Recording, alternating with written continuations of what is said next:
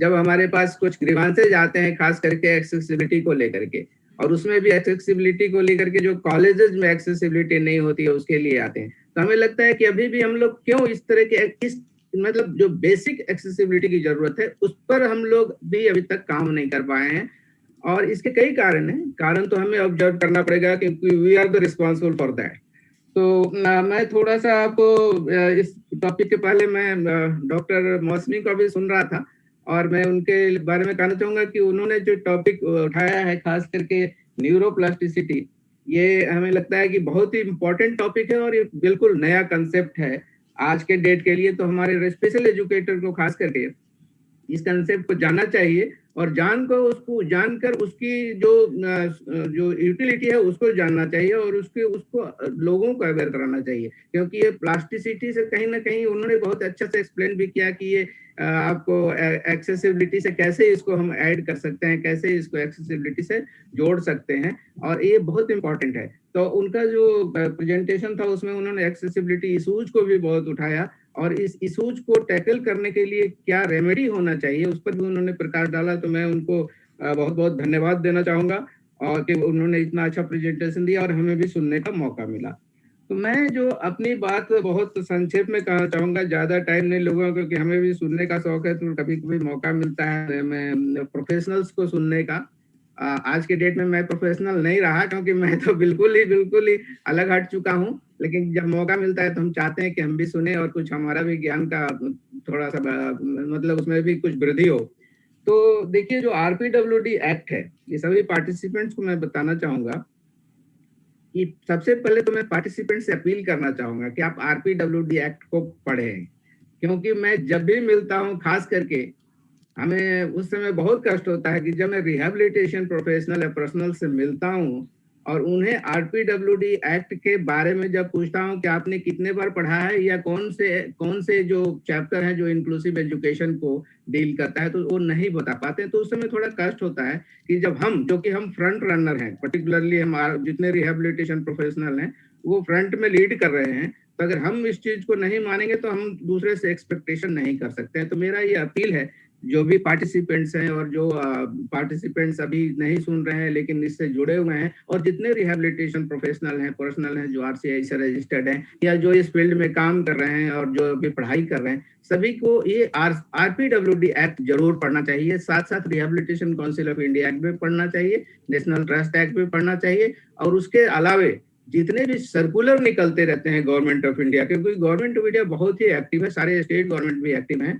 आज की डेट में इस इशूज को लेकर के, particularly rehabilitation persons with disabilities के रिहैबिलिटेशन इशूज को लेके, उनके मेन स्ट्रीमिंग के इशू को लेकर के, उनके इंटीग्रेशन इशूज को लेकर के, तो जितने भी सर्कुलर्स निकलते हैं, जितने भी, वो सभी का हमें ज्ञान होगा तभी हम उसको डिसेमिनेट कर पाएंगे। तो ये डिसेमिनेशन जो है ना, ये बहुत इंपॉर्टेंट एस्पेक्ट है, जो आज हमें सभी लोगों को अपने कंधों पर उठाना पड़ेगा कि हम हर इंफॉर्मेशन को दूसरे तक पहुंचाएंगे। अगर एक इंफॉर्मेशन को हम 2 लोगों तक पहुंचा दिए, 4 लोगों तक पहुंचा दिए, तो उसका मल्टीप्लाइंग इफेक्ट आप सोच सकते हैं। जो अभी डॉक्टर मौसमी ने कह रही थी, हमें लगता है कि उनका जो इशूज था वो टैकल होने में हमें ज्यादा टाइम नहीं लगेगा। तो ये हम लोगों को उसका भार उठाना पड़ेगा, और उसको एक प्रॉपर स्ट्रेटेजिक नहीं तो बिना प्लानिंग के भी अगर हम उसको आगे डिसेमिनेट करते रहेंगे तो हम अपने गोल को अचीव कर लेंगे। तो ये मेरा बेसिक अपील है आप लोगों से। और उसके अलावा मैं अब आरपीडब्ल्यूडी की ओर डायरेक्ट आता हूँ, क्योंकि हमें वो टॉपिक दिया गया है। तो देखिए, जो एक्सेसिबिलिटी की बात है, पर्टिकुलरली हायर एजुकेशन में, एजुकेशनल इंस्टीट्यूशन में, आरपीडब्ल्यूडी एक्ट ने तो बहुत ही क्लियरली मेंशन कर दिया है। पूरे एक्सेसिबिलिटी के ऊपर 6 क्लॉज दिए गए हैं, 6 सेक्शन हैं, right from the section 40 to 46। ये सेक्शन जो है आरपीडब्ल्यूडी एक्ट के एक्सेसिबिलिटी को डील करते हैं, और ये बहुत ही एक्सटेंसिव एक्सेसिबिलिटी इशूज को डील करते हुए उस पर इम्प्लीमेंटेशन के लिए उसमें प्रावधान किया गया है, प्रोविजन किया गया है। अब यहाँ पर यह है कि इसमें टाइम बाउंड का भी है कि आपको जितने भी एक्सेसिबिलिटी इशूज को मीट करना है उसके लिए 5 इयर्स का समय दिया गया है कि आपको 5 साल में, मतलब एक्ट का जो इम्प्लीमेंटेशन है, एक्ट का जो एक्ट जब से आया, जैसे 17 में इम्प्लीमेंट हुआ 2017 में, उस समय से 5 इयर्स यानी कि 22 तक आपको एक्सेसिबिलिटीज को कंप्लीट कर लेना है। इन टोटल पूरे सोसाइटीज में आपको accessibility wherever it is needed, it has to be completed by the appropriate government and appropriate agency. तो ये टाइम बाउंड मैनर में काम करना है, लेकिन हम उस ओर जाएंगे ही नहीं। हम तो अभी अपने एजुकेशन इंस्टीट्यूशन पर ही रहेंगे, क्योंकि एजुकेशनल इंस्टीट्यूशन में जो एक्सेसिबिलिटी का रिक्वायरमेंट है वो एक नेसेसिटी है। नेसेसिटी तो सभी जगह है, लेकिन हेल्थ एंड एजुकेशन जो नेसेसिटी है, जो कि जिससे कि हम मुंह मोड़ ही नहीं सकते, वो हमारे जीवन का एक पार्ट है, हेल्थ एंड एजुकेशन। उसके लिए हमें एजुकेशनल इंस्टीट्यूशन में एक्सेसिबिलिटी का होना बहुत जरूरी है, और उसके लिए हमें देखना पड़ेगा कि इंक्लूजन, जो इंक्लूजन की बात हम करते हैं, हम इंक्लूसिव एजुकेशन की बात नहीं कर रहे हैं, हम इंक्लूजन की बात कर रहे हैं।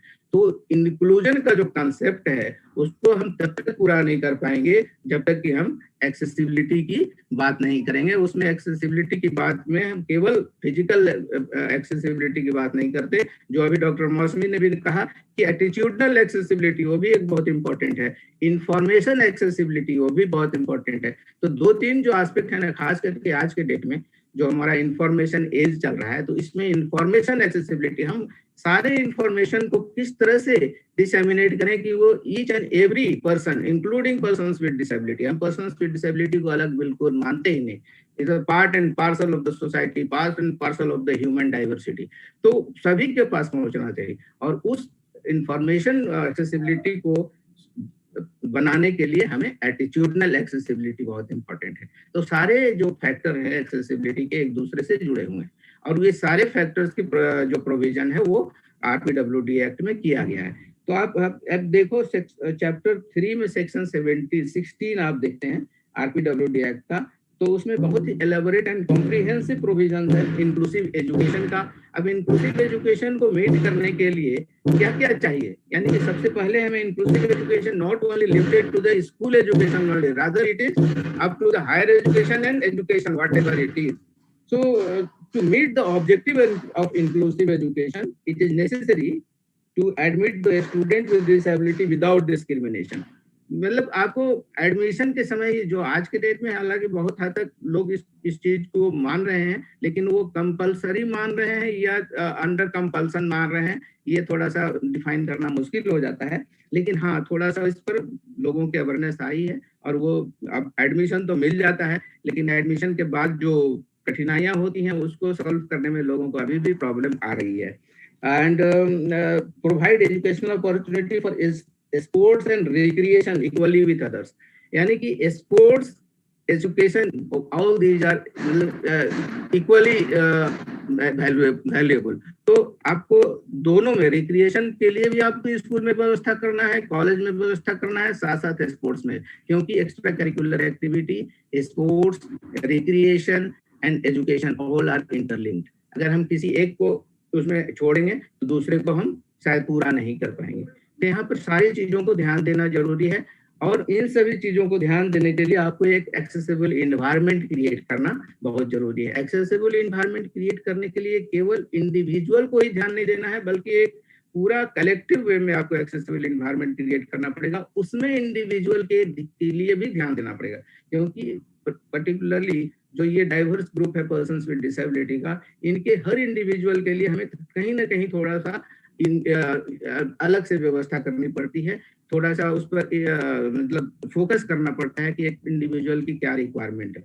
तो ये सारे रिक्वायरमेंट को ध्यान देते हुए अगर हम एक कॉम्प्रिहेंसिव एक्सेसिबल एनवायरनमेंट तैयार करते हैं, तभी हम उस चीज को इंक्लूसिव एजुकेशन को मीट कर पाएंगे। लेकिन मैं आपको ये बता देता हूँ, पूरे पार्टिसिपेंट्स के नॉलेज के लिए मैं बता रहा हूँ कि जो अभी हमारे पास कई केसेज आते हैं जिसमें कि बेसिक एक्सेसिबिलिटी भी कॉलेजेस में नहीं होती है, स्कूल में नहीं होती है। देखो अभी तक जो कॉलेजेस जिन स्कूल में नए बिल्डिंग बन रहे हैं, पर्टिकुलरली जो हमारा एक्सेसिबिलिटी का कंसेप्ट है ना, वो अभी तक हम लोग फिजिकल एक्सेसिबिलिटी के ही मान के चलते हैं। हम लोग मीन्स हमारे जो मतलब मेन स्ट्रीम के जो एजेंसीज हैं, जो मेन स्ट्रीम के पीपल हैं, जो स्टेक होल्डर्स हैं, वो फिजिकल एक्सेसिबिलिटी को अभी तक हम ये जानते, अच्छा सर हमने रैंप बनवा दिया है, रैंप बनवाना एक बहुत इंपॉर्टेंट एस्पेक्ट नहीं है, रैंप आपने कैसा बनवाया है और क्या वो रैंप यूजेबल है या यूज करने लायक है कि नहीं, ये भी एक इम्पोर्टेंट फैक्टर है। तो रैंप बनवा दिया, रैंप से ही हमारी एक्सेसिबिलिटी पूरी नहीं हो जाती है। रैंप बनवाने के बाद रैंप को कैसे यूज करना है और रैंप यूज करने का कल्चर एस्टेब्लिश करना, वो भी एक जिम्मेवारी होती है। तो एक इंक्लूसिव एक्सेसिबिलिटी के लिए जो हमें जरूरत है वो है कि इंक्लूसिव सोच, inclusive action, inclusive implementation, inclusive planning, inclusive strategy, everything inclusive होना चाहिए।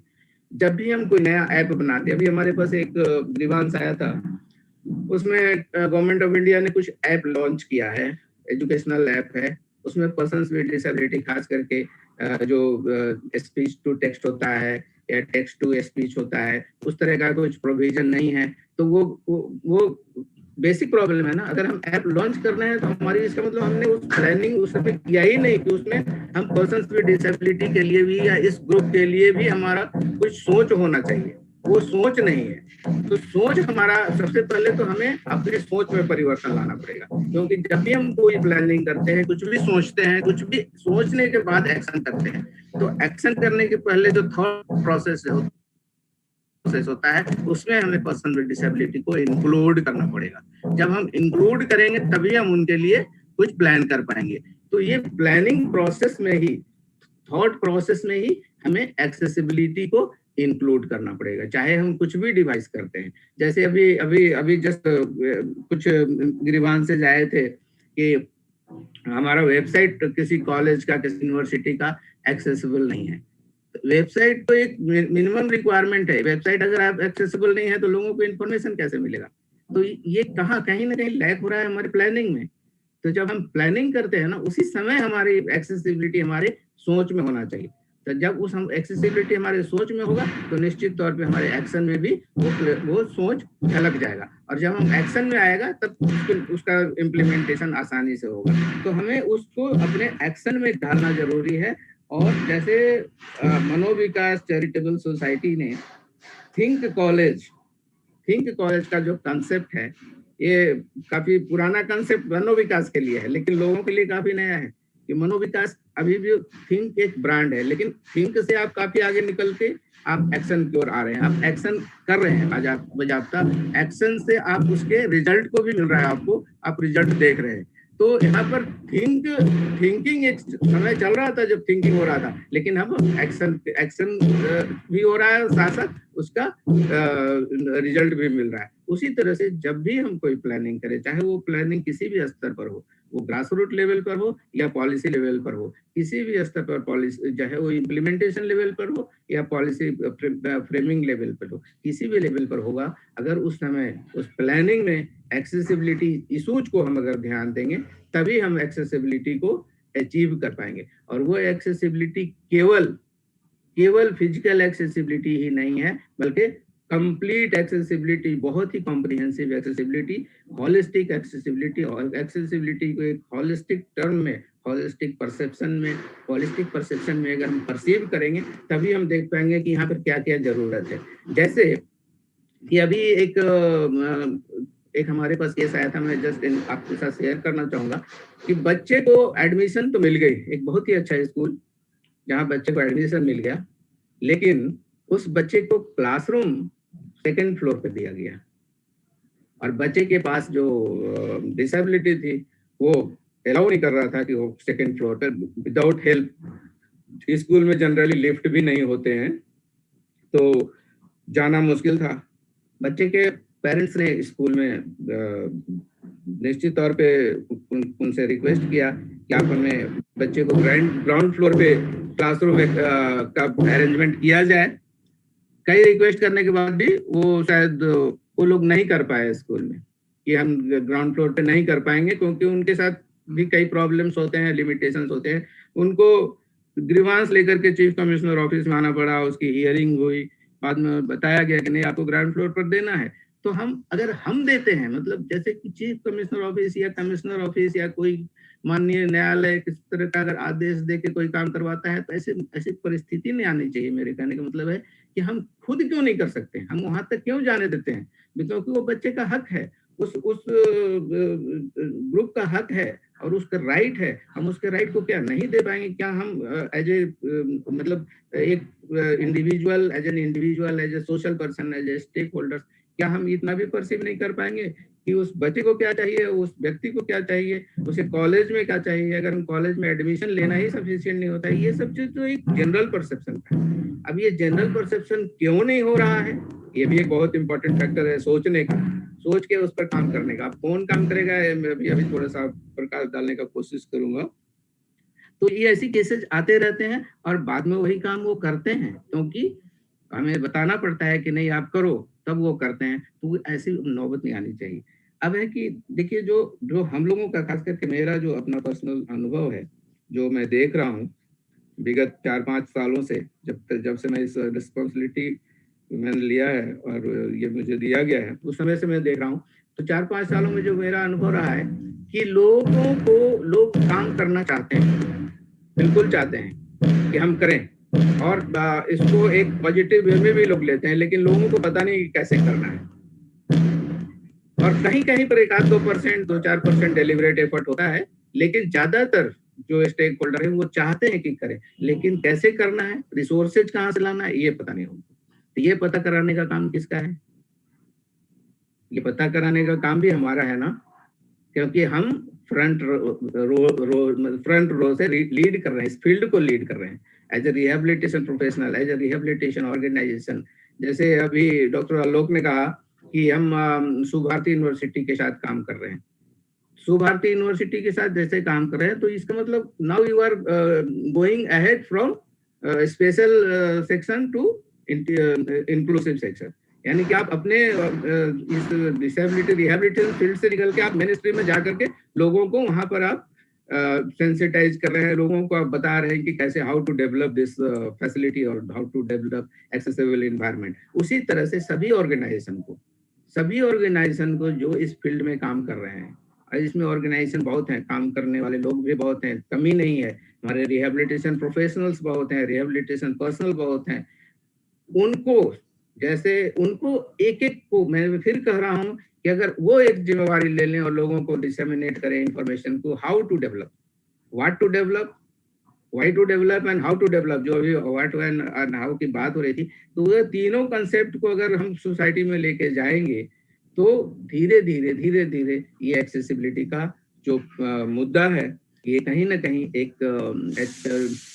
अचीवमेंट की ओर बढ़ेगा, और हमारा ऑब्जेक्टिव जो एक्सेसिबिलिटी का है वो भी मीट होता चला जाएगा। तो ये हमारी जिम्मेवारी है। हम अभी भी, जैसे मैं आरसीआई की तरह की ओर अपनी बात को लेके जा रहा हूँ कि आरसीआई ने ये सीआरई की बात कर रहे हैं, आरसीआई सीआरई करा रहे हैं। आपका ये जो कॉन्फ्रेंस है ये भी सीआरई स्टेटस में है।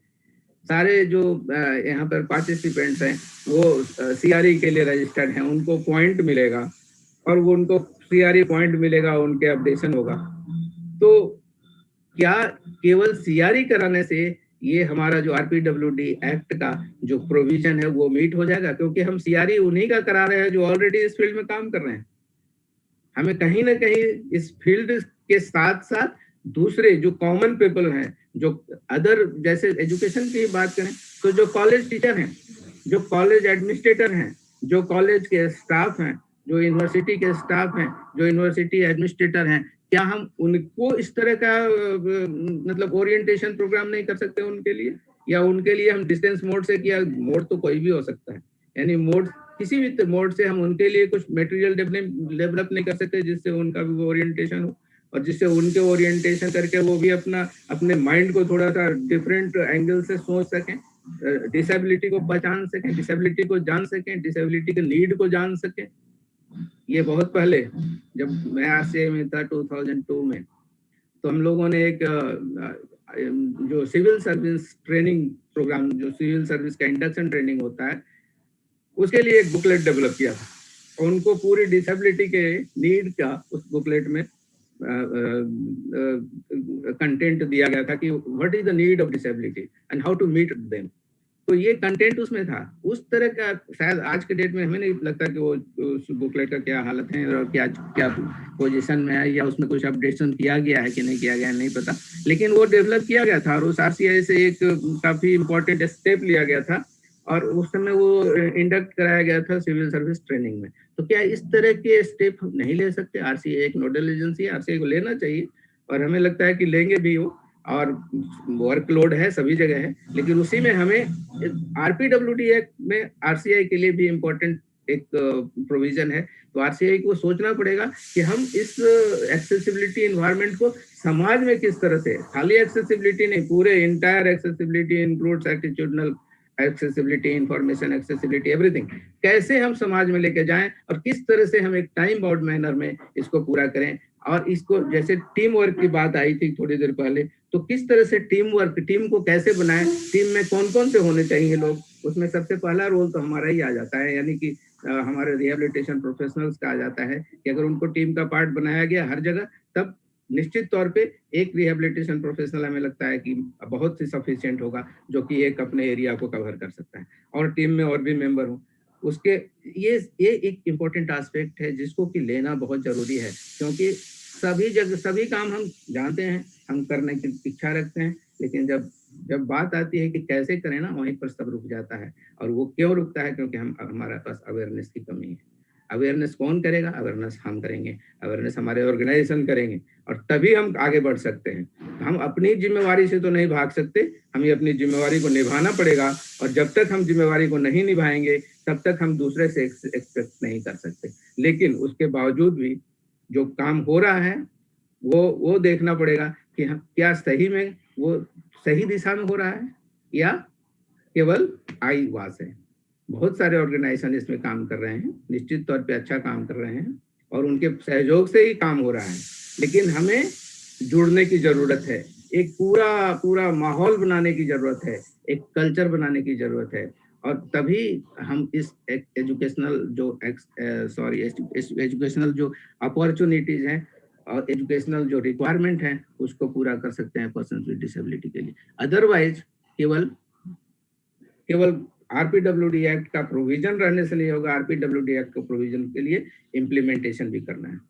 इम्प्लीमेंटेशन में अप्रोप्रिएट एजेंसीज, अप्रोप्रिएट गवर्नमेंट की बात कही गई है, लेकिन अप्रोप्रिएट गवर्नमेंट अकेले काम नहीं करता, अप्रोप्रिएट गवर्नमेंट को हमें साथ देना पड़ेगा, एज एन ऑर्गेनाइजेशन साथ देना पड़ेगा। जिस तरह से मनोविकास चैरिटेबल सोसाइटी आगे आकर लोगों के साथ मिलकर काम कर रहा है, तो मनोविकास को एक मॉडल के रूप में लेते हुए अदर ऑर्गेनाइजेशंस को भी, जो हमारे जितने ऑर्गेनाइजेशंस, बहुत सारे ऑर्गेनाइजेशंस हैं जो काम कर रहे हैं, उनको भी मनोविकास के मॉडल पे चल के और समाज में अपनी भूमिका निभानी पड़ेगी, और तभी निभानी पड़ेगी, तभी हम अपने इस एक्सेसिबिलिटी के स्टेटस को पूरा कर पाएंगे, एक्सेसिबिलिटी के जो गोल है उसको पूरा कर पाएंगे, एक्सेसिबिलिटी के जो इशूज है उसको पूरा कर पाएंगे, एक्सेसिबिलिटी के जो नॉर्म है उसको पूरा कर पाएंगे। एक्सेसिबिलिटी एक जगह जरूरत नहीं होती है, क्योंकि अगर हमारा बेसिक एक्सेसिबिलिटी नहीं होगा ना, तो उसके आगे के भी परिणाम बहुत बहुत दूर तक जाते हैं। अभी एक और केस का रेफर करेंगे, केस आया हुआ था जिसमें था कि वो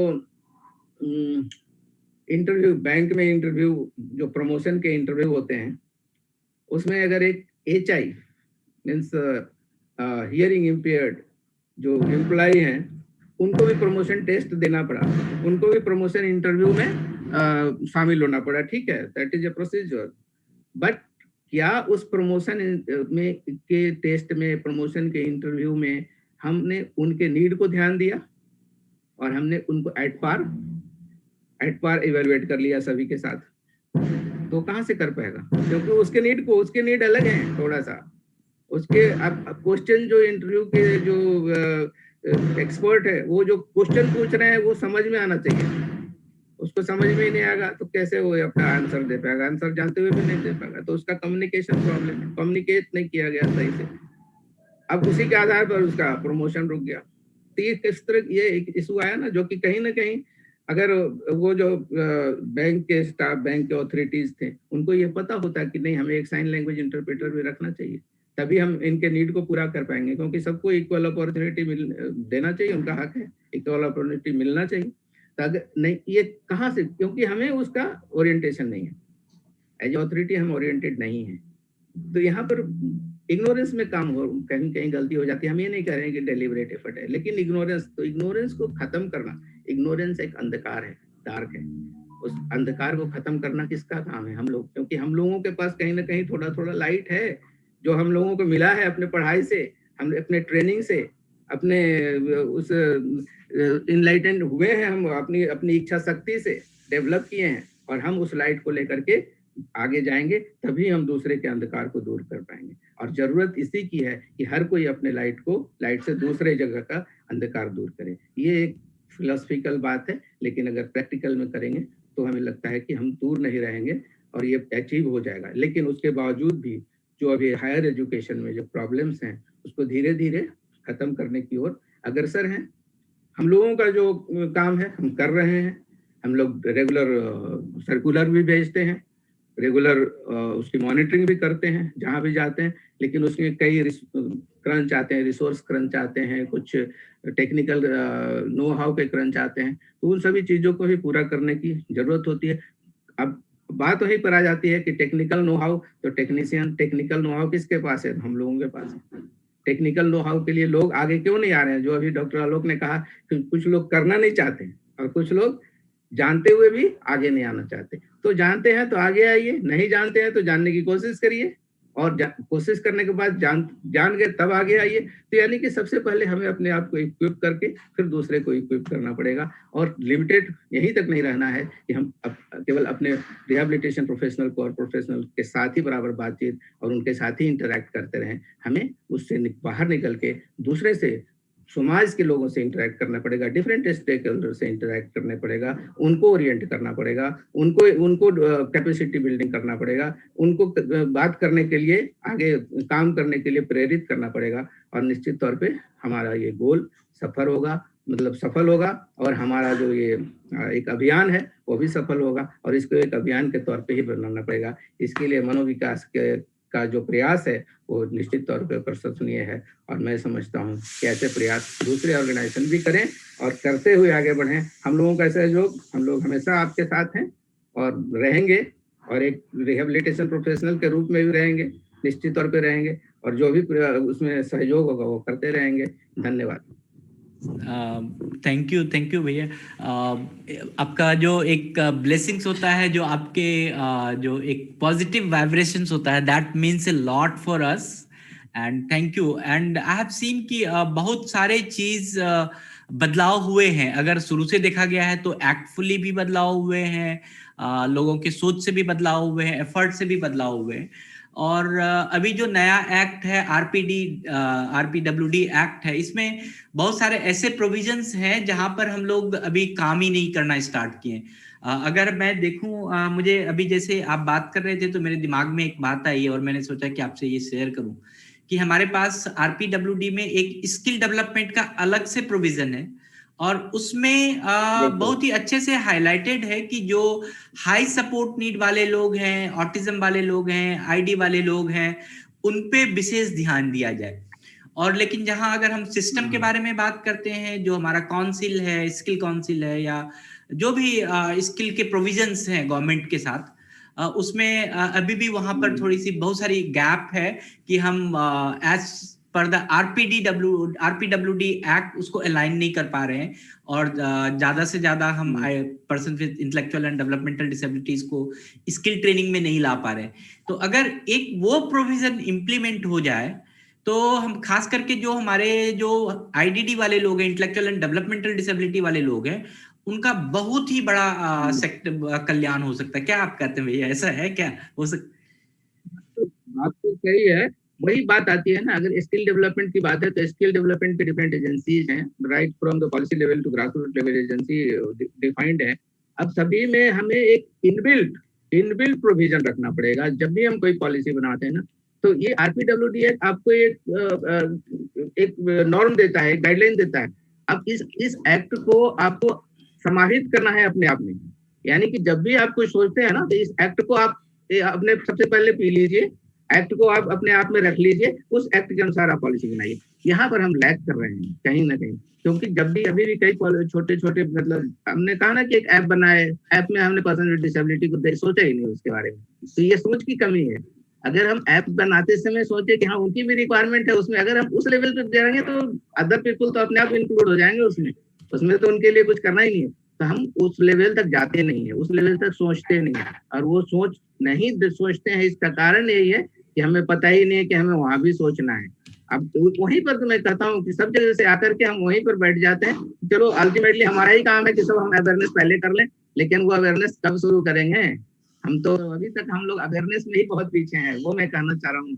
और वो देखिए RPWD एक बहुत ही कॉम्प्रिहेंसिव एक्ट है। इसको जितना भी हम पढ़ते हैं ना, डेली हमें पढ़ना पड़ता है, और जितना भी पढ़ते हैं तो हमें नई चीज नजर आती है और हम उसके नए बात सीखते हैं, उसके बारे में सोचते हैं। तो इस तरह से RPWD एक्ट को अगर आप अपने जीवन में उतारने का कोशिश करेंगे, यानी कि जो भी पॉलिसी मेकर है, जो भी जीवन करने का मतलब ये है कि हम अपने उस प्लानिंग में उतारने की कोशिश करेंगे, तभी जाकर के हम अपने मतलब इस चीज को, इसके RPWD एक्ट के सार्थकता को सिद्ध कर पाएंगे, इसके सिग्निफिकेंस को सिद्ध कर पाएंगे। यस, तो वो स्किल डेवलपमेंट वहाँ पर बेसिक इंक्लूजन होना चाहिए, वहाँ पर भी होना चाहिए। बिल्कुल, I agree with you. I would like to request all the participant and audience and guests and teachers we have seen, please you write your questions in the message box. Even कि अभी हमारे 2 presentation हैं इनके साथ साथ, और doctor Sanjay Kant sir के साथ भी अगर कोई भी क्वेश्चंस है तो you please drop in the box.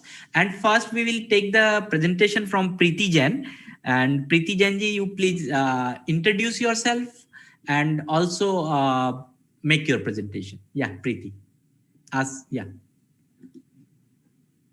Very good morning, very good afternoon, in fact, all of you.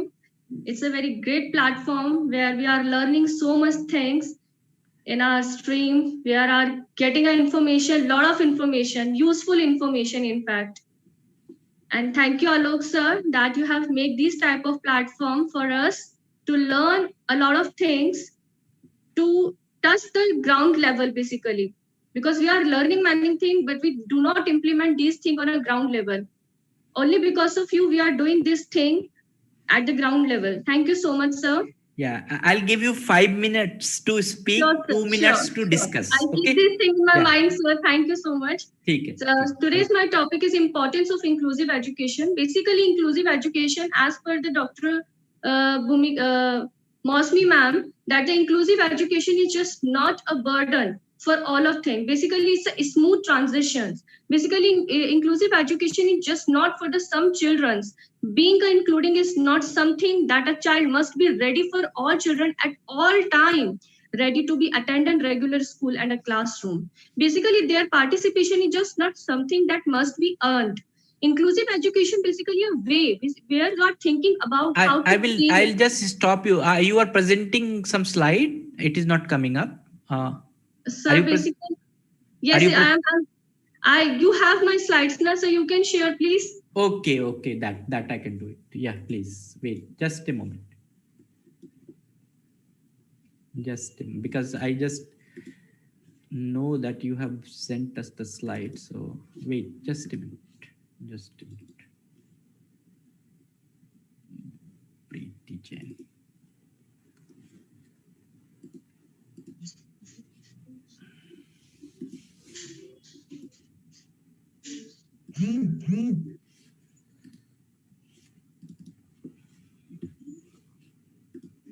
Yeah. Yes, sir. Coming? Yeah. Visible to all? Yes, sir. Yeah, please. Then start you. Yeah. Basically, inclusive education is just a smooth transition, as per the Dr. Mosmi ma'am said. Inclusive education is a way of thinking about how to be creative to make our school or a place where all the children can participate creatively. May mean teachers learning to teach different ways or dressing their lesson so that all the children can be involved. Basically, according to me, inclusive education is doing a very well for the development of all the children. Basically, but it should be wide for all level. Inclusive education is just about to looking at the way our school, our classroom program and lessons, where we design for all the children, where they can participate and learn together, where they can be sensitized with all together. Basically, the aim and object of the inclusive education, the first aim of the inclusive education is education for all the children, for all the students, for all the teachers, where they cop up together, where they make the designs for all the children, where they can emphasize for all levels protection of the rights of the student, which is completely necessary. Identification of the skill of the every student, not for the particular of the class, basically identification of the skills of each and every student, and we can make the lesson plan, we can make the PCP, we can make the IEP according to them, and we can help to develop an all scale of development of the social consciousness. Basically, are according to me, as I am a parent of a special child, so I think that my child has some emotions where they can build up to the social consciousness, basically where I put up my child to with the other normal student, he feel somehow he feel that he will be depressed to meet them. But the inclusive education to give the platform where he can emotionally, socially, he can be built together. So that is inclusive education is a completely perfect background for all the disabled children to where they can cope up with the other students to prepare for new challenges. As per we know that the special child have a special challenge for every day, every minute, every second. So it's inclusive education where they can build up their challenges, they can solve their challenges, they can prepare their skills, basically to improve the quality of the education. It's a completely highly necessary for the inclusive education. Need and importance of the inclusive education, basically it completely fulfill the constitutional responsibility. It's a very, very important point for achieving a universalization of education and development and healthy citizenship, where we think about that we should keep the right of the child with a disability. So we should think first that they are the citizen of the country. So inclusive education to prepare them for the healthy citizenship, and this type of mentality we can create by the inclusive education for the social equality, whether the child belong from any caste, any religion, any bilingual, transgender, multilingual, any caste or any language or any kind of disability disorder. In the inclusive education setup, they all are same. They improve their social equality. They they could be sensitized to be each and everything and self-reliant, because when we think about the disabled children or a special children, we can say they have a self-esteem. They think about themselves first, and they are very emotionally touched with the other children. So we should improve the quality of the emotions of them, so they could be very self-confident. We can learn, we can learn by the other children. We can learn as they are learning together, as they are playing together. We can also do this. So this type of self-reliance we can come with the inclusive education. Role of a teacher, it's very, very important. As per the Mosmi ma'am said, that the role of a teacher is very, very important in the inclusive education. Interaction with the family, to take the history, to take any kind of view, what is the behavior of the child, to be able to solve their problem first, to develop the new learning strategy, to be able to develop a self-confidence, because the self-confidence is the first main priority that we should develop among the children. By that they can create self-confidence first, to provide the special facilities. Just not this that he is a special needs. The special facilities means we should create the environment, the classroom design, the where the child can feel comfortable with the other children. He should not feel that he's a special child, that's why he's getting a special facility. We should feel them comfortable in the class. That is the main priority of the special educator, to be able to look after their personal need, to be able to recognize their hidden talent. As we all know that every child has a talent, but it's a hidden talent. Some children can enhance this, some children cannot be enhanced. So that is a responsibility as being a special educator, that we should create or we should build up the hidden talent of the children, to include the positive attitude among the children. Design in the classroom of the inclusive education, size of the class should be completely matter. Arrangement of the light, where all the children can visible to the blackboard, to the teaching aids, teaching TLM, teaching learning materials. Disabled children, special attention basically to the disabled children. The eye contact should be there. Okay, arrangement of the lights. Step basically which is taken by the government. The government is taking a step, many kind of step. In fact, our Delhi government is doing a very, very good job for this type of strategy for the inclusive education as per for the person with a disabled act, or we can say it's a NCT, the Rehabilitation Council of India Act 1992, made a historic collaboration with the National Council of Teacher Education as January 2005. A comprehensive plan they have made it for the youth of the disability. The Integrated Education for the Disabled Children Scheme, which IEDC launched in December 1974, which is replaced by now IEDSS 2019, 9 and 10. The District Primary Education Program, which is 1994, and NPE, which is a very, very important 1986, and they are doing a very well job in this. The Project Integrated Education Program for the Disabled PIAD, which is launched in 1987.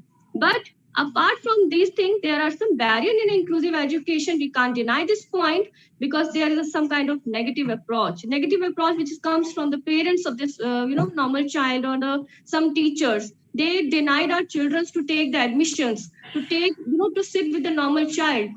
It's basically a common problem in our country, basically lack of the physical facilities. If our child is not able to come to go with the stairs, so there are no any kind of ramp, there are no kind of any facilities where the children feel comfortable to grow up their physical facilities. Lack of funds, which is completely true, because some parents can't afford this, and lack of trained teachers.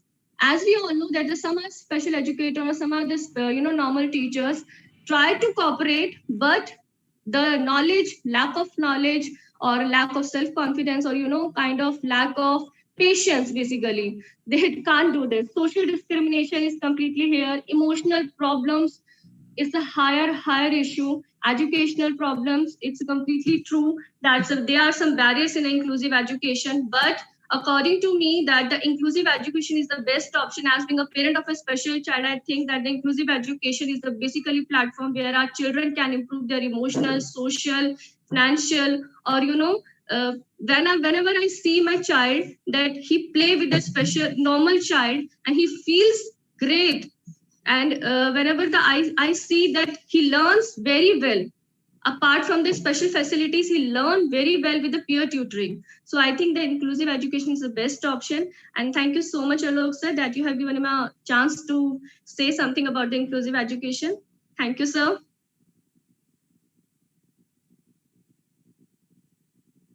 Alok sir.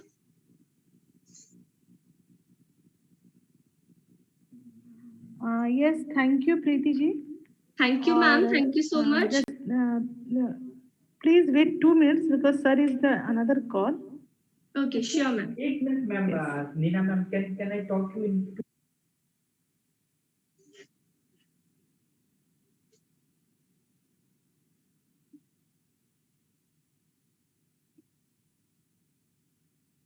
Sorry कुछ ना कुछ बीच में तो आ ही जाता है.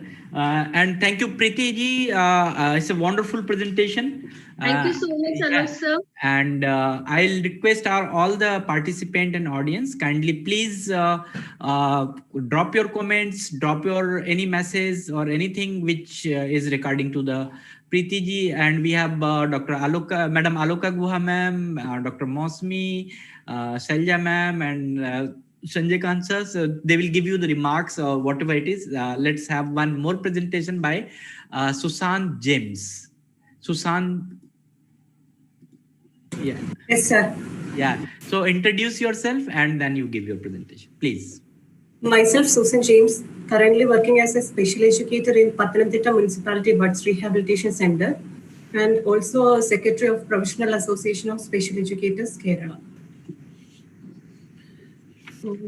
Next about presentation.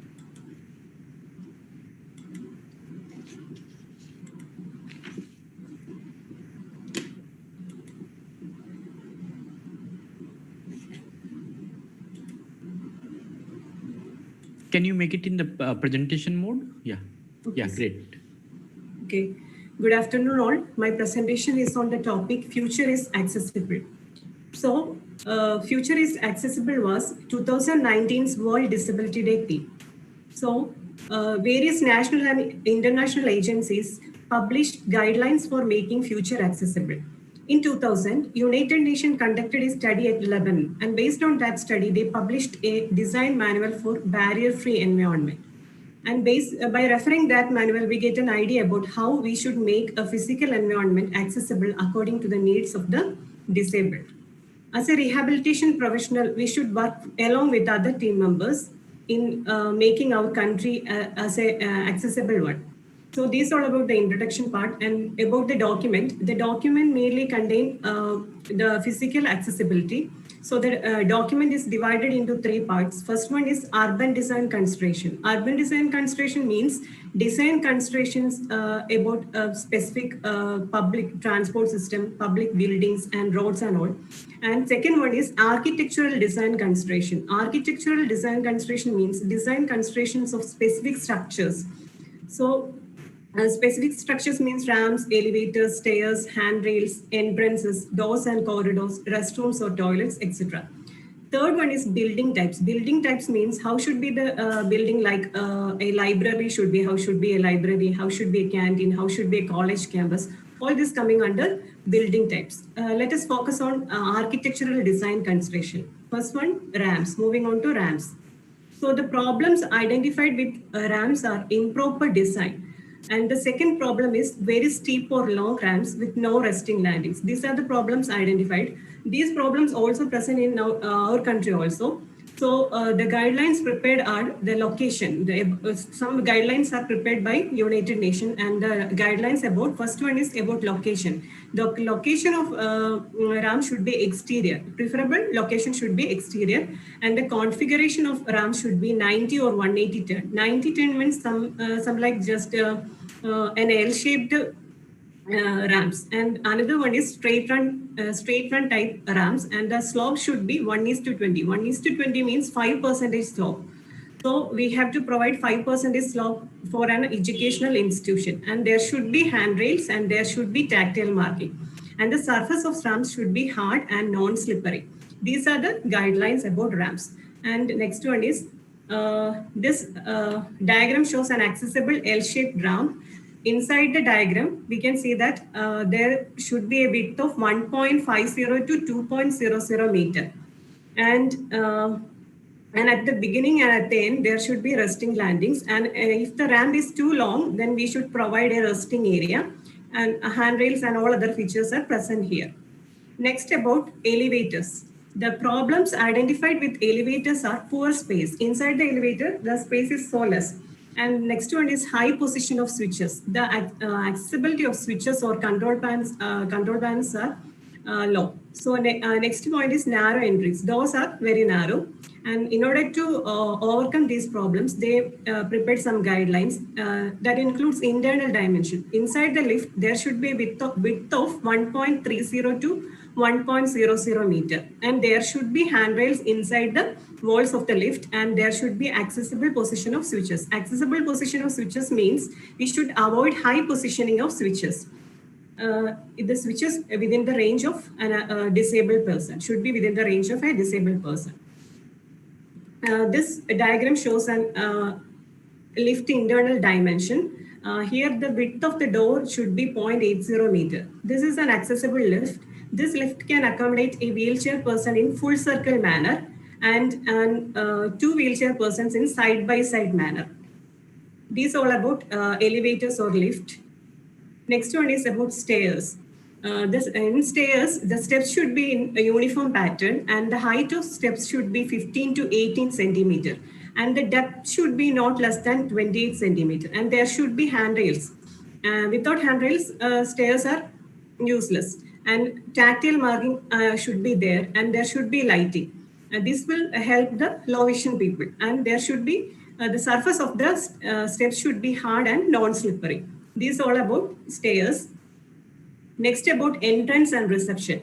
The entrance and reception should have accessible communication mode. Accessible communication mode means public telephone system or other means of communication modalities should be there. And there should be proper waiting space. Proper waiting space means it should accommodate, the waiting space should accommodate wheelchair persons. And third point is signage of signage and information panels. Information panels and proper signage should be there. Information panels may be in the structure of maps or maybe in large fonts. Or that's all about entrance and reception. And next one is doors and corridors. About accessible doors have following features. First one is visible signage. There should be visible signage, and there should be kick plate, and there should be door handle, and there should be an extra pull handle. Nowadays, automatically operating doors are available.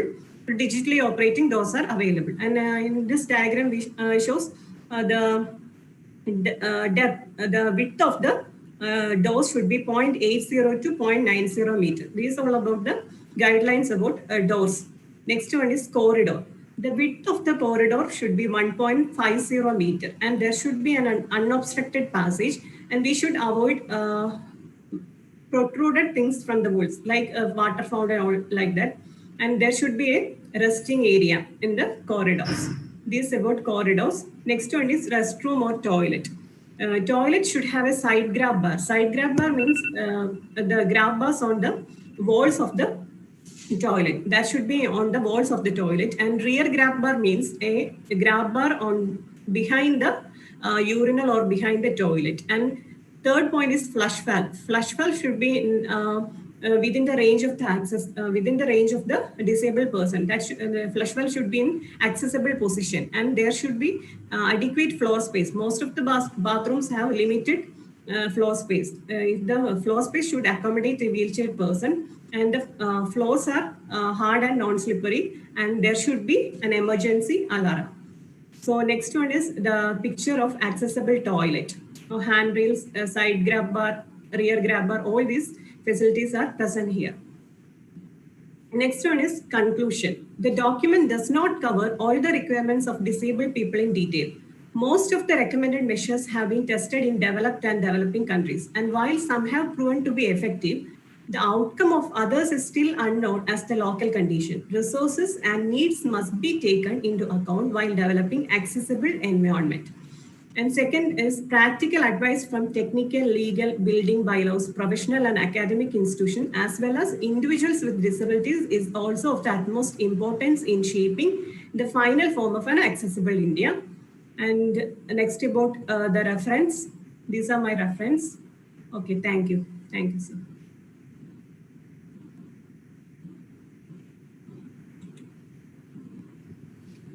Yes, so great. And we have seen that the very good presentation on accessibility. आज बहुत ही हम लोगों ने we have talked about accessibility, we have talked about the much more modifications. We have also talked about in the Preeti's presentation, it was a little more on the attitudinal change. So we have okay, any person who has any kind of questions, queries, please drop in the message. And Dinesh Kumar ji and Jaya Mehta ji, you have raised your hand, so you can ask your question, please. You can unmute and ask your question. Yeah. And yeah, please. Hello. Ji, please. जी please Jaya ji. Hello. हाँ जी. So am I audible? Yes, now. So I just want to say that it was जी बोलिए. It was a wonderful presentation by both of them. Yeah, great. Sir, आवाज आ रही है? जी आ रही है. जी. And हाँ जी. So I want to say it was a wonderful presentation. Thank you. Sir. And I'll go to because हमारे पास दोनों ही expert हैं अभी. डॉक्टर मौसमी जी भी हैं एंड डॉक्टर संजय कांत भी हैं, संजय प्रसाद सर भी हैं. तो मैं दोनों ही एक्सपर्ट के पास जाना चाहूंगा कि sir 1 minute sir. Yeah. Sir, I want that Susan James ma'am's accessible toilet PPT again. Okay. For 1 second. Yeah. Susan ji, can you please tell about the accessible toilet? Yeah. Okay, 1 minute. It will be for our school. Yeah, great. 1 second, 1 second. There should be accessible toilet. In an accessible toilet, there should be side grab bar, rear grab bar, flush valve, floor space, and emergency alarm. This is diagram shows an accessible toilet. Great. I will share. I have already shared this presentation on the website. Anybody can download from there also. So I have seen this is the so many examples are very good given here, and I hope कि आप लोगों को you can use it. So Dr. Mosmi ji and Sanjay sir, please, if you have anything to add, delete, or any suggestions in the presenters, yeah. Mosmi ma'am and Sanjay sir. Basically, I will like for the Preeti Jain. Yeah, being a mother, the way she is been, influencing or is suggesting that inclusion is best, option for their children. It is actually true, and we should also keep it one small thing, Preeti, that whether somebody likes to be included in regular school or not, it is the choice of the parents. It should not be. Even there are children who may not benefit directly or partly. Okay, they may benefit partly. So you keep that also. Basically, we need to be ready either in higher education, either in whatever inclusion. We should be flexible. We should get a space to modify self. Means it is open. Now, once the child enters, whatever difficulties or challenges comes, we should be ready to bring and help them. So it is not only to push the child in an inclusive setup. It is about an open environment or open place where everybody can access the education. It is good that as a parent you have seen the fruit in your child, and there were also parents who badly need other supports. During inclusion, which could not be provided, because the two different thing in India is that in abroad the inclusion is attached with so many connected buildings and support system. Like for example, a multiple disabled or a deaf blindness child is there. If in a particular class, if the co-teacher, co-teaching is the two teacher teaching at the same class. One will be the main, other will be assisting. So here we don't have immediate, if there is a problem or any kind of demand, we don't have that support system around. Whereas in abroad, when we say inclusion, remember, inclusion means a lot of space, a lot of connectivity, a lot of knowledge among all the teachers, not that special teacher. Like what is happening in Delhi, the mix or mingling with regular teacher and special teachers still a barrier. They should be one. And as a special teacher should be ready. Even special teachers has a problem. They are not much aware of the regular classroom teaching. They are not used to, they have not experiences of teaching 20 children at a class. So yeah, as a Preeti, I liked your presentation and motivating, and you are motivated already to make everything inclusive, especially for your child. It is wonderful. So I wanted to just add that it is also the other way. Reverse inclusion is also possible. Thank you so much, ma'am. Thank you so much for your words. Thank you, ma'am. Welcome. Sanjay sir. सबसे पहले तो मैं आप दोनों presenters को बहुत बहुत धन्यवाद देना चाहूँगा कि आप लोगों ने जो माइंडसेट डेवलप किया है वो बहुत सराहनीय है। क्योंकि मैं थोड़ा सा बैक में जब जाता हूँ 1986-87 जिस समय से मैंने इस फील्ड में अपना करियर शुरू किया था, उस समय मैं एक स्पेशल स्कूल में काउंसलर का काम करता था उस समय। तो मेरे कई पेरेंट्स से इंटरेक्शन होते रहते थे, और जो मेरा उस समय का अनुभव था और आज देखता हूँ तो मैं देखता हूँ कि gulf of difference, it's a gulf of difference. तो उस समय क्या था, पेरेंट्स पर्टिकुलरली मदर ज़्यादा अटैच होते थे बच्चों से, और वो लेके आते थे बच्चों को स्कूल में और फुल टाइम वहाँ पर डिवोट करते थे, लेकिन उनका कोई भी मतलब अटैचमेंट बच्चे के रिहैबिलिटेशन से नहीं होता था। मतलब वो टोटली डिपेंडेंट होते थे स्पेशल एजुकेटर पर या स्कूल अथॉरिटीज पर, टोटली डिपेंडेंट। वो मस्त होते थे दिन भर, वो अपने आपस में काफी इंजॉय करते थे। और वो बच्चे के लिए उनको लगता था कि मैंने स्कूल में दे दिया है तो चलो अब इनका ये है, अब ये ठीक ही कर लेंगे जो भी होगा। लेकिन अब मैं जो देखता हूँ कि मदर पेरेंट्स जितने मतलब चिंतित तो नहीं कहेंगे, लेकिन जितने एफर्ट करते हैं उसके लिए, चिंतित तो होना एक सभी मतलब नेचुरल फेनोमेना है, लेकिन जो एफर्ट करते हैं ना, वो आपका पर्सनल एफर्ट है, वो आपका इंडिविजुअल एफर्ट है, वो इम्पोर्टेंट है। क्योंकि जो आप खुद एफर्ट करते हैं ना अपने बच्चे के लिए, और आप दूसरे से एक्सपेक्टेशन आपका कम हो जाता है, आपका अपना जो कैपेसिटी बिल्डिंग होता है, तो वो ज्यादा इम्पोर्टेंट है और वही चाहिए। और आपने जो इंक्लूसिव एजुकेशन को परसीव किया, आपने जो इंक्लूसिव एजुकेशन के बारे में बताया, ये चीज जो है आगे जाने की है। इस चीज को जो कि आपने परसीव किया, ये आप दूसरे को परसीव, आपसे जो आप एक मॉडल के रूप में दूसरे को बताएंगे, उसका जितना इफेक्ट होगा वो शायद हम बताएंगे तो उतना इफेक्ट नहीं होगा, क्योंकि आपका इफेक्ट ज्यादा होगा। तो ये एक इम्पोर्टेंट एस्पेक्ट है जिसको हमें सभी लोगों को समझना चाहिए। यहाँ कंटेंट इम्पोर्टेंट नहीं है ज्यादा, हमारे हिसाब से कंटेंट ज्यादा इंपॉर्टेंट, कंटेंट दो content important for the educators, academics, everybody, but not important for other, those who are not even concerned with the education।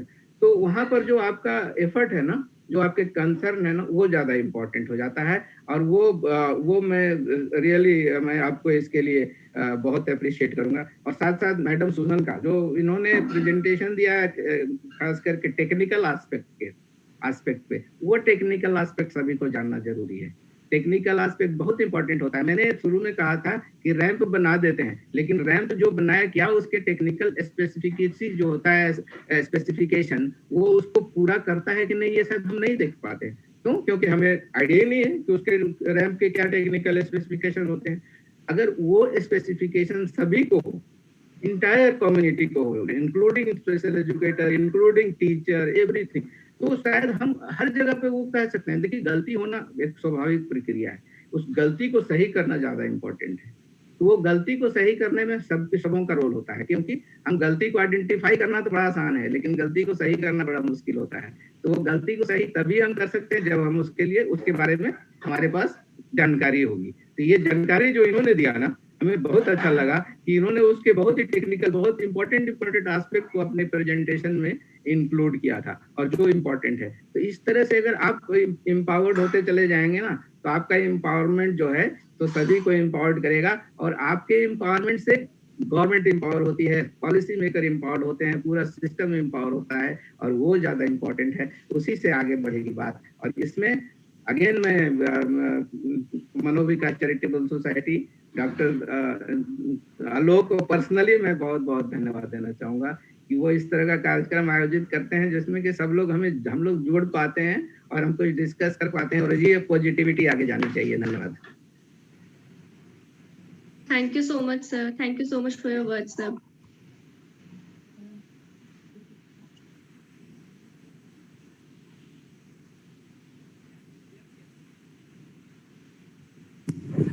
If you have any questions, please unmute yourself and ask us. I want कि एक दो questions कोई भी audience से पूछ सकते हैं. Otherwise, I will go for the thanking. Yes, Dinesh Kumar, you have raised your hand. Okay, so thank you very much, Mosmi ma'am, Madam Mosmi. मैं कभी कभी मजा लेने के लिए भी बोलता हूँ, हमें अच्छा लगता है। मौसमी जी, thank you. I have a question to Mosmi ma'am. Yeah, please, sir? please. Hello. Ask. Yeah, please. Sir I have a question to मौसमी मैम. मौसमी मैम नमस्कार, मैं संगीता मनोविकास से। मैम आपने जो बहुत बढ़िया, बहुत अच्छा वो प्रेजेंटेशन था। आपने जो सजेशन में लिखा है कि we start with the small steps and the second thing we tight learning goal. How we involve to fulfill the tight learning goal? How we involve the parents to fulfill this tight learning goal? Okay. Yeah, when we say visualization of inclusive school is still on struggle, and still every teacher and every citizen is looking in a that perspective, reaching where Alok, Sid, Prashad sir और सब कोई हम जो बात कर रहे हैं, we're talking about a college.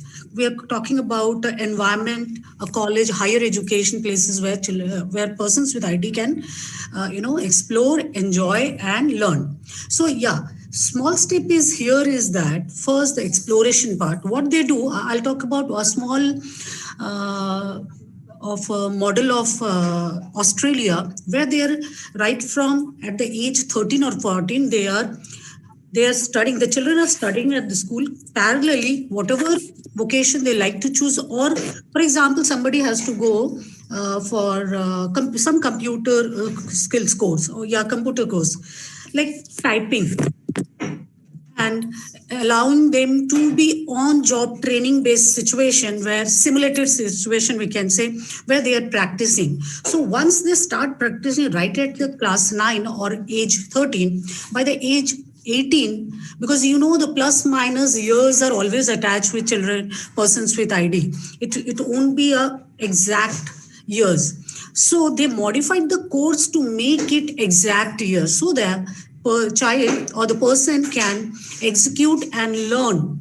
So basically designing those goals of the, किसी ने मान लीजिए ये एक जो मैं ये करी वो है entrepreneurship in the area of some packaging का वो था, तो क्लास 11 ग्रेड 11 और 12 में उन्होंने पैरेलली बच्चे को हाफ टाइम स्कूल, तो post school the child is to go to that simulated environment where he or she will be employed. So when I plan for a goal will be, tight goal का meaning है fixed goal, but the goal should be directly related to the employment options of the child. So when I mentioned, Sangeeta, about tight goal, it meant that we should be fixed. Any education given at the higher schools, colleges, directly related to the job. So here they do a little brainstorming before the admission, and they give a gap of 1 month. The person will come to college after a month, where team of professionals together sit and jot down what are the challenges they will be facing, or how they can design it for the particular career. So this is what I meant here. Okay. Thank you so much, ma'am. Thanks. Welcome. Sir, I have a... Yeah, please. Hello, sir. Hello, Anybody sir. else? Yes, sir. Yeah, Hello. please. Yeah, please. Sir, it's not a question, but for information I'm asking. Sir, recently I went for a function, a marriage function for a 5-star hotel, where a wheelchair, person came, and where there was no ramp, sir, and they were just lifting, that lady and putting on the steps, and it was very pathetic. I felt very bad for that, but wanted to ask what sort of things can be done. Can we write for that hotel or something, or policy how it can we can help these things not to happen. It's a 5-star hotel and no ramp. Unmute yourself, sir. Yeah.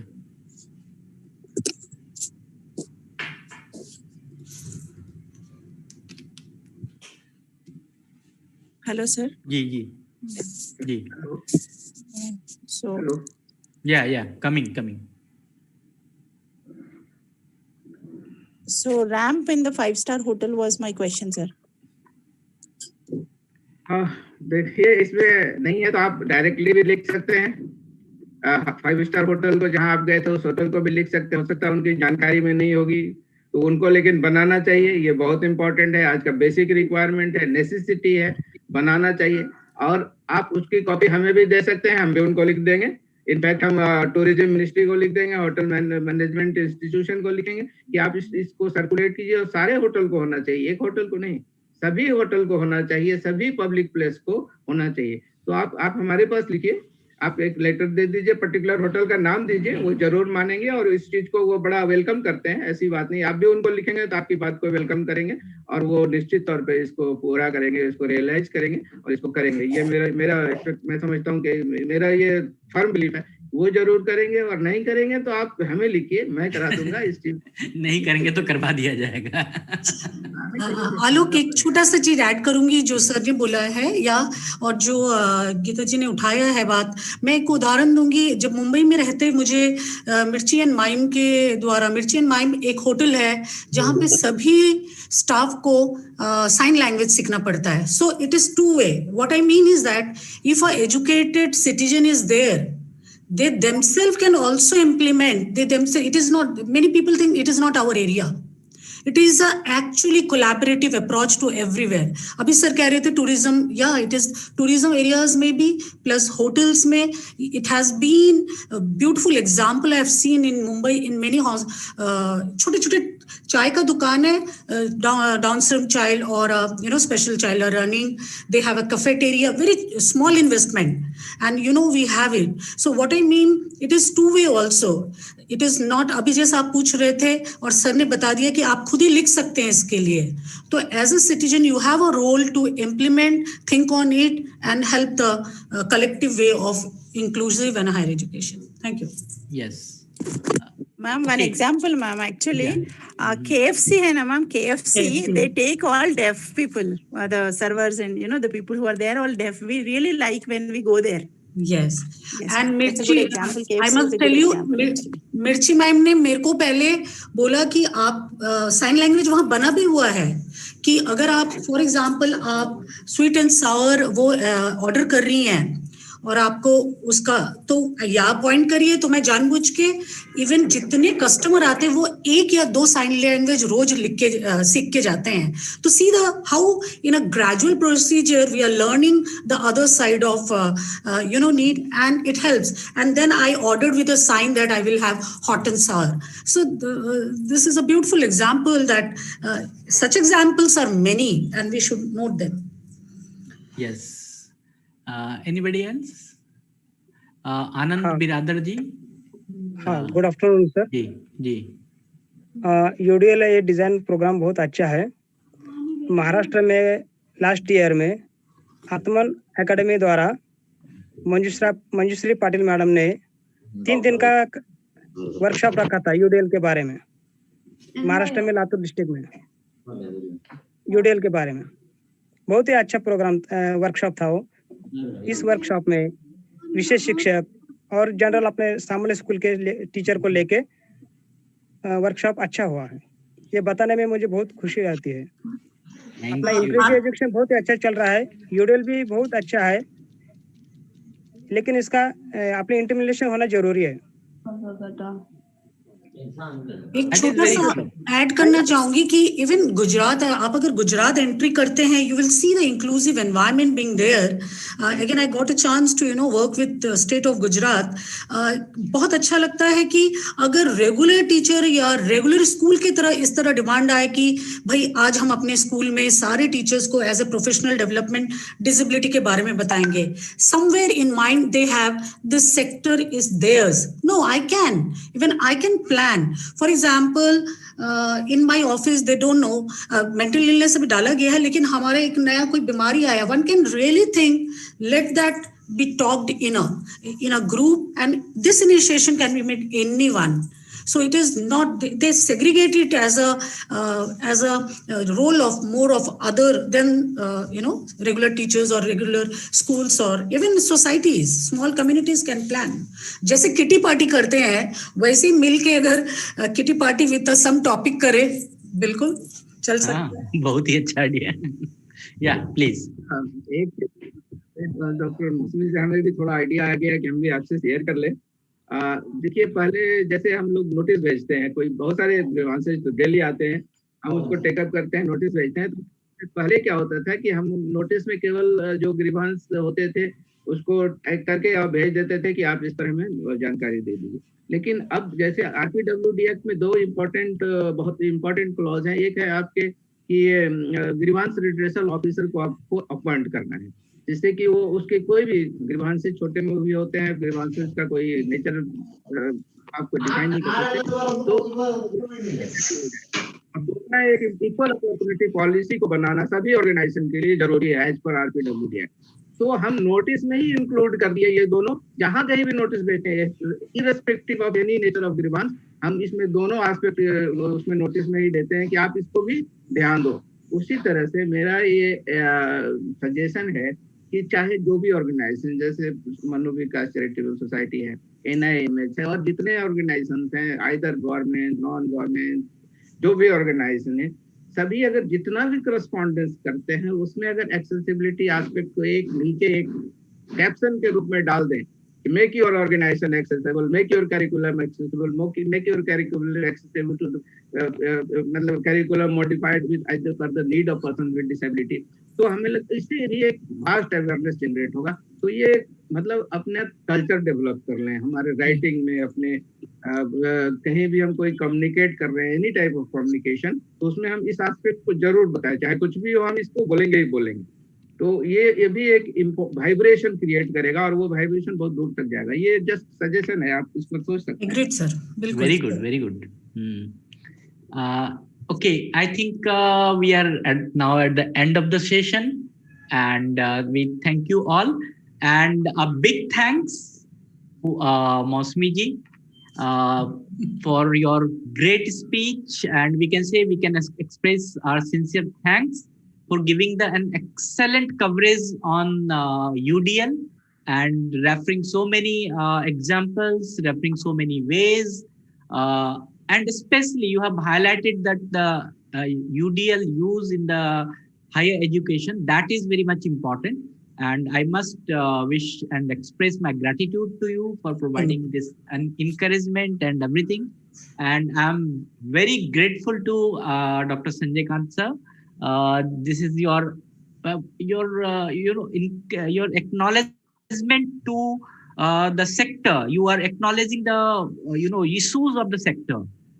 Within the you are working in this government, but you are acknowledging that कि ये हो रहा है, ये नहीं हो रहा है, इसको ऐसे होना चाहिए। ये बहुत कम, इतने ओहदे पे आके जो ऑफिसर्स होते हैं वो बहुत कम ही इतना करेज रखते हैं कि वो इस तरह से बोले।